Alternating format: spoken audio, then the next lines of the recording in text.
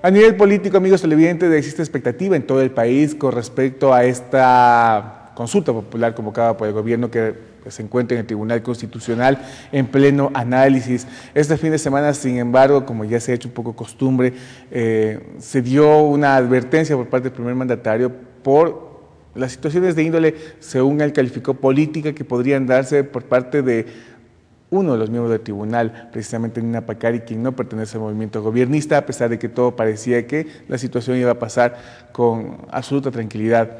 Sin embargo, más allá de esta advertencia que le hizo el presidente de la República con una presunta imposibilidad y observaciones que se generarían por parte de Nina Pacari, más allá de eso hay otros temas mucho más trascendentales que los vamos a analizar con la asambleísta Marisol Peñafiel en esta mañana. Muy buenos días.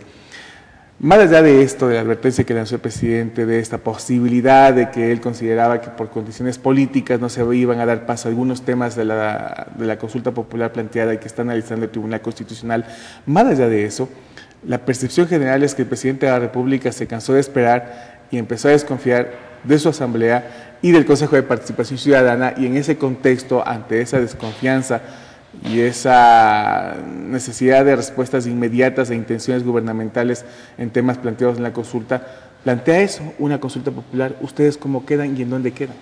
Bueno, decirles que no es la desconfianza en la Asamblea, no podíamos cambiar ni reformar la Constitución vía ley, tenía que ser bajo una enmienda constitucional que lo podía plantear el Legislativo y lo podía plantear el Ejecutivo.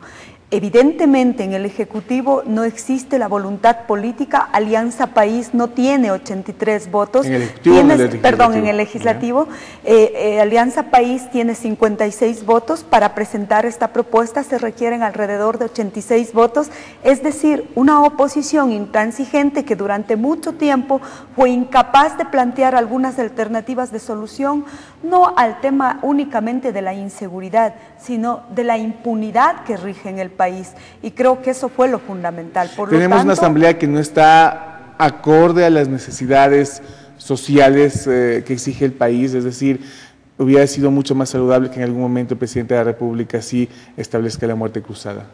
Yo creo que no es una asamblea que no está acorde, una asamblea que tiene vínculos y que tiene límites. Vínculos que le dice la ciudadanía lo que desea, lo que propone, pero los límites como estas de no poder cambiar la Constitución vía el acuerdo en la asamblea, sino la establece claramente que será esta enmienda constitucional bajo consulta popular a través del referéndum o en otros casos a través de plebiscito. Por lo tanto, no es incapacidad de la Asamblea. Creo que en la Asamblea hemos legislado y en la fiscalización en un 50% hay que reconocer, la fiscalización no es solo llevar a un ministro o a un secretario de Estado para destituirlo, sino también el requerimiento que hacemos. Pero cuando tuvimos la posibilidad en el tema de justicia, fuimos incapaces, y hay que decirlo así a la ciudadanía, de fiscalizar a dos cuellos de botella que son parte del tema de la impunidad que rige en el país, como es el Consejo de la Judicatura y la Fiscalía General del Estado. Por lo tanto, no existe incapacidad, no es una lectura de decir que la Asamblea no puede trabajar, la Asamblea tiene ese límite que no le permite reformar la Constitución. Cuando hablamos de la reforma, de la propuesta de enmienda constitucional sobre el tema de la caducidad preventiva, la ley establece, la Constitución establece que precisamente para los temas de prisión será de 6 meses, para los temas de reclusión 1 año. El espíritu de ese principio en esta convocatoria de consulta popular no ha cambiado, porque aún el informe de la relatoría dice que hay que establecerse tiempos pertinentes, tiempos adecuados. Por lo tanto, eso no lo podíamos hacer vía asamblea, vía reforma al Código Penal, eso era violar el texto constitucional, pero también hay que decirlo, una oposición que fue incapaz de coadyuvar a solucionar este problema. Pero el procedimiento propuesto también de alguna manera no viola el principio de independencia y autonomía de los poderes, esto de crear una comisión especial encargada de establecer el nuevo marco del Consejo de la Judicatura, de alguna manera también relegando a un Consejo de Participación Ciudadana que de quinto poder no tuvo casi nada. A ver, no hay que deslegitimar este quinto poder que surgió como una voluntad. Pero la consulta no lo hace. A ver, tiene otros ejercicios y otras obligaciones que cumplir. No se ha acabado la función del Consejo de Participación Ciudadana. Tiene que iniciar el proceso de nominación de fiscal, tiene que iniciar el proceso de nominación de contralor, complementar algunas nominaciones de entidades de control. Hay muchas denuncias de corrupción, herencia de la Secretaría Anticorrupción que tiene que procesar el Consejo de Participación Ciudadana. Pero este tema de la renovación del Consejo de la Judicatura era uno de los más importantes dentro de sus funciones o su labor. Yo creo que hay esta propuesta que es una propuesta de transición, porque no es que va a operar todo un siempre. Donde está el Ejecutivo presente dentro de esa comisión, ahí donde trastoca el tema de autonomía de los poderes. Mire, yo creo que delegarle esa responsabilidad al soberano es fundamental y legítima. Y creo que ahí cambia totalmente la estructura y el planteamiento de cómo la autonomía se viola, porque antes, ¿qué es lo que se hacía? Era el Congreso Nacional el que nombraba estos delegados. Ahora, no será la Asamblea Nacional, será uno de sus delegados, porque 124 frente a esta nominación significaba un reparto de troncha y poder. Ahora le estamos diciendo legítimamente al soberano que decida si desea o no desea que este sea el mecanismo. No debemos deslegitimar la constitucionalidad de la convocatoria a consulta popular, creo que es fundamental. Y creo que también hay que decirle, durante todo este tiempo, desde el mes de junio, inclusive el Ministerio de Justicia, la Asamblea desde que se instaló, la comisión a la que integro, le demandó al Consejo de la Judicatura una forma distinta de cumplir lo que la ley le dice, es decir, apegado a lo que significa la norma constitucional, el nuevo Código Orgánico de la Función Judicial, que no lo hizo. Una auditoría que recién hace unos días acaba de instalarse ya algunos sumarios para jueces que tienen la responsabilidad en la caducidad de la prisión preventiva. Por lo tanto, no es desde cuándo le ponemos un límite al soberano para decir que hay intromisión. Pero en eso de los límites del soberano y la consulta soberana también llama la atención, porque vamos a hacer una analogía como cuando uno compra un vehículo. Uno cuando compra un vehículo último modelo, los primeros arreglos que empieza a hacerlos, lo hace al 5º año de vida del vehículo. Tenemos una Constitución que lo tiene 2 años y ya le estamos enmendando. Bueno, decirles que la propuesta de consulta popular no fue propuesta de Alianza País.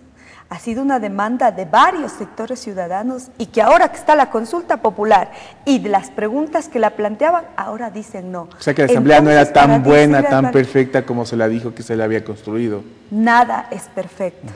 La construcción de los seres humanos, que era de vanguardia, que se había desarrollado y contemplado todos los sectores y que se garantizaba todos los derechos ciudadanos, y vemos que necesitan enmiendas para garantizar el derecho a la seguridad. Primero, corrección, Fabricio. Nunca vamos a deslegitimar el avance de una constitución garantista, de una constitución que le devuelve la soberanía al Estado ecuatoriano. Es una constitución que avanzó en el principio de neoconstitucionalidad y que precisamente ese principio de neoconstitucionalidad nos permite decir que la impunidad en el país no debe seguir rigiendo. Por lo tanto, no es que la constitución está desechada y no es la constitución adecuada. Lo que necesitamos es perfeccionar ese documento, que es un proceso en construcción, porque si fuéramos todos los perfectos, este país sería distinto. Pero, por ejemplo, en Estados Unidos, las primeras enmiendas, luego de la Constitución aprobada, después de su independencia, la primera me parece que es en 50 años, la primera enmienda, después en 100 años, pero en 2 años... Pero hay 2 temas fundamentales que no se trastocan bajo esta enmienda. Lo que hace es clarificar, pero además la necesidad es vía enmienda constitucional, Fabricio. No se trastoca el principio fundamental de lo que significa la caducidad de la prisión preventiva establecido en el artículo 77 del texto constitucional, porque habla de plazo preventorio.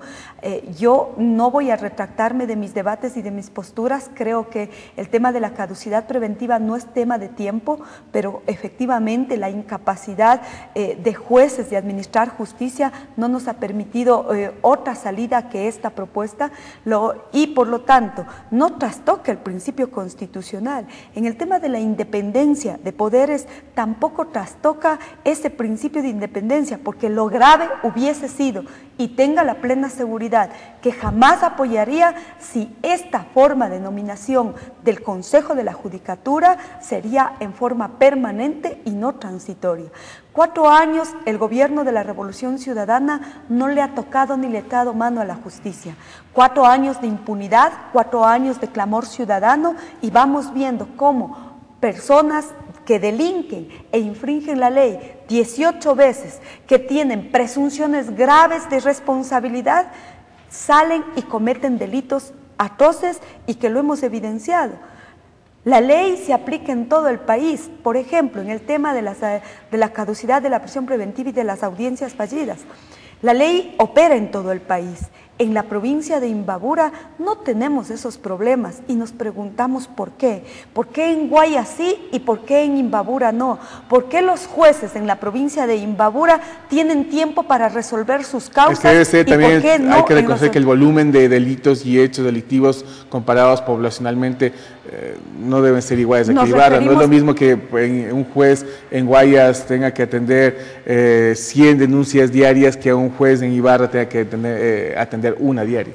Pero existen mayor cantidad de jueces en la provincia del Guayas que en la provincia de Imbabura. Pero porcentualmente fiscales no, en la provincia de Guayas. Yo entendí, puede ser que esa pueda ser una de las causas, pero no puede ser posible que de 1.870 audiencias fallidas, 1.500 sean en Guayaquil. Son temas que esperemos que se corrijan con la consulta. Esperemos que eso se corrija con la consulta porque se ha confirmado que el tema de la inseguridad, más allá de que es un problema de índole social y que tampoco se ha atacado ese tema, sí es un tema de aplicación de justicia. Agradecemos a la asambleísta Marisol Peñafiel en esta mañana. Seguimos con más temas, nos vamos a los temas de comunidad.